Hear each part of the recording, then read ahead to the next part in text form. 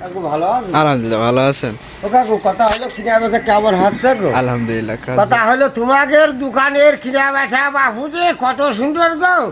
ও গো এই মোটর বেশি যাও, ধান কাটার মেশিন, তারপরে বাবু ধান জ্বালার মেশিন, ওরে বাবু ফল কাটার মেশিন, কত সুন্দর যে চলছে গো।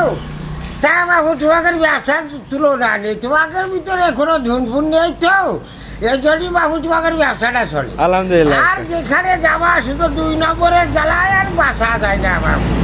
হ্যাঁ, এই যে সাথে তেল নিলাম, কত সুন্দর তেল, ভোগ মরে শেষ হয়ে গেল, তাহলে 1 নম্বর জিনিসটা দিয়েছো। অবশ্যই হ্যাঁ, অবশ্যই।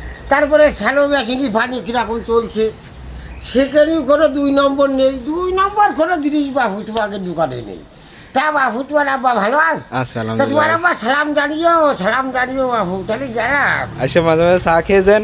আচ্ছা, এই যে বর্তমান কাকা রয়্যাল গোল্ডের একটা স্প্রে মেশিন নিয়েছি, রয়্যাল গোল্ড তো চিনা আছে। এই মেশিন তো বাবু খুব ভালো চলে গো। হ্যাঁ হ্যাঁ, আরে বাবা রে বাবা, বাংলাদেশের যে পার্স জগৎ রয়েছে, পার্স জগতে 1 নামে রয়্যাল গোল্ড চলে। আচ্ছা আচ্ছা। ওই জায়গায় তো আর বলা লাগে না। বাবু, এ আমাদের দেশের না গো, এটা চাইনা কোম্পানি। China company. ভালো ভালো হবে রে, ভালো হবে রে, খুব ভালো হবে রে বাবু, খুব ভালো হবে রে। সময় করে চলে আসেন। আচ্ছা বাবু।